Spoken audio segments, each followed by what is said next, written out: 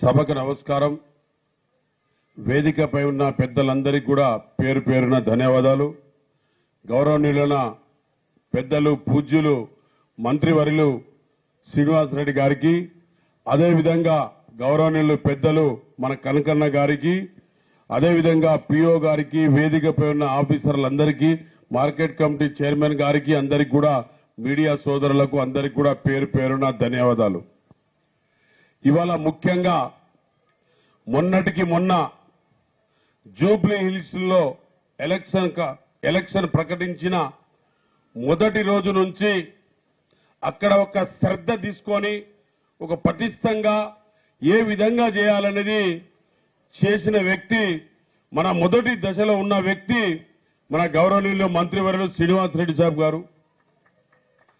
ఆ ఒక్క నియోజకవర్గంలో అక్కడే కాకుండా కోకాపేట, తెల్లాపూర్లో ఉన్న అక్కడ కూడా డబుల్ బెడ్రూమ్లో పోయిన వాళ్ళ ఓటర్స్ అందరికీ ఏ విధంగా చేస్తే మన కాంగ్రెస్ పార్టీ గెలుస్తుందని, ఎందుకంటే అక్కడ సిటీలో రేషన్ కార్డు, రైసు, కొంతవరకు కరెంటు అంతవరకే అందుతుంది. మిగతా బెనిఫిట్స్ కూడా ఇక్కడ మహిళలకు, గ్రూపులకు అందరికి కూడా వడ్డీ లేని రుణాలు ఇస్తున్నాం. మనం వడ్డీ లేని రుణాలు తీసుకొని కట్టిన వాళ్లకు, ఈ అక్కలకు, చెల్లెలకు ఇవాళ మనం ఇస్తున్నాం. ఇంతకుముందు కనకన్న గారు మీరు గుప్తంగా చెప్పారు. అదేవిధంగా గౌరవనీయుల మంత్రివర్యులు మనం చేస్తున్న కార్యక్రమం గౌరవనీయులు ఇంద్రమ్మ ప్రభుత్వంలో రేవంత్ రెడ్డి గారు, అదేవిధంగా ముఖ్యమంత్రి రేవంత్ రెడ్డి గారు, అదేవిధంగా గౌరవనీయులు మన శ్రీనివాసరెడ్డి గారు, హౌసింగ్ మినిస్టర్ గారు ముందుకు తీసుకెళ్లి అక్కడ ఇవాళ గెలిపించడం జరిగింది జూబ్లీ హిల్స్ ఎలక్షన్.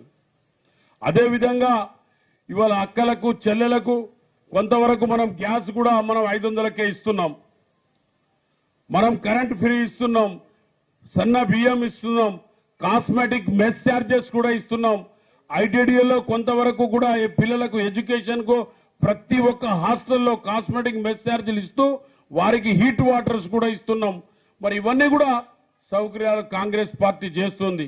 ఈ ఒక ఏజెన్సీ ఏరియాలో ప్రాంతంలో దాదాపుగా ప్రతి ఐటీడీఏలో సారు ఒక చురువ తీసుకొని 1000 ఇళ్లు కూడా ఎక్కువ కేటాయించడం జరిగింది ప్రతి ఒక్క నియోజకవర్గానికి. అది మీకు తెలిసిన విషయమే. కాబట్టి గౌరవనీయుల మంత్రివర్యులు, ఇన్ఛార్జ్కున్న మంత్రివర్యులు ఇంకో 1000 ఇళ్లు కూడా మా 7 నియోజకవర్గాలకు ఇవ్వాలి సార్.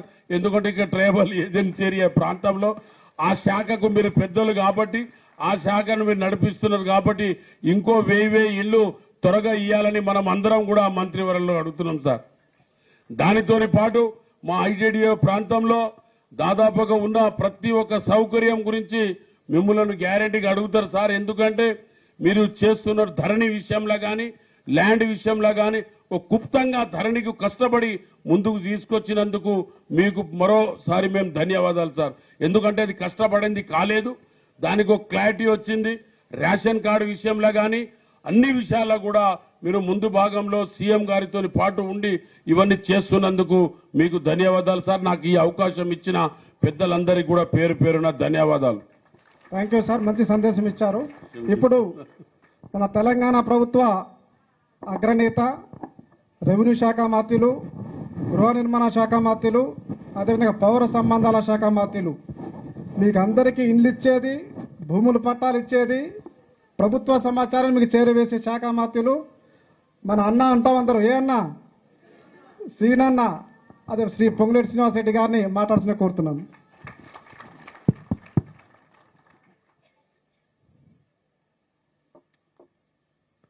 సభకి నమస్కారం.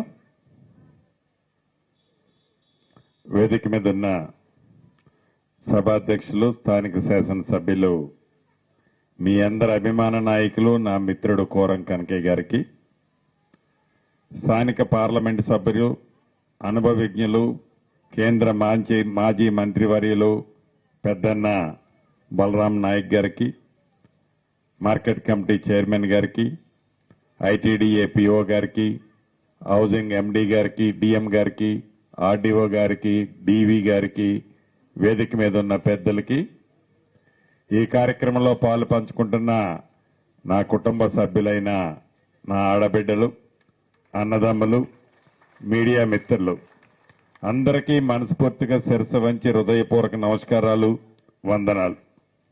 చాలా సంతోషం. మీ అందరి కష్ట ఫలితంగా తెలంగాణ రాష్ట్రంలో పేదోడి ప్రభుత్వం, ఇందిరమ్మ ప్రభుత్వం ఇంకా ఒక 20 రోజులైతే 2 సంవత్సరాలు పూర్తవుతుంది.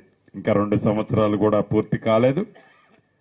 ఈ వచ్చిన పేదోడి ప్రభుత్వం గౌరవ ముఖ్యమంత్రి రేవంత్ రెడ్డి గారి నాయకత్వంలో నిరంతరము పేదవాడికి అండదండలుగా ఉంటూ, పేదవాడికి భరోసా ఇస్తూ, పేదవాడి కష్టాల్లో పాలు పంచుకుంటూ, పేదవాడికి ఏమి చేయాలని తపన పడుతున్న ప్రభుత్వం మీరెన్నుకున్న ఈ ఇందిరమ్మ ప్రభుత్వంలో ఆనాటి పెద్దలు పేదవాడికి ఆత్మ గౌరవంగా చూసే ఒక చిన్న ఇల్లు ఇవ్వాలనే జ్ఞానం కూడా లేకపోతే ఈ పేదోడి ప్రభుత్వం ఇందిరమ్మ ప్రభుత్వం వచ్చిన మొదటి సంవత్సరంలోపే రాష్ట్ర వ్యాప్తంగా 4.5 లక్షల ఇళ్లు, ప్రతి నియోజకవర్గానికి 3,500 ఇళ్లు తగ్గకుండా రాష్ట్ర వ్యాప్తంగా 22,500 కోట్ల రూపాయలతో ఇందిరమ్మ ఇళ్లు కార్యక్రమాన్ని వడివడిగా చేపట్టాలని తపనతో ప్రతి నియోజకవర్గంలో ఈనాడు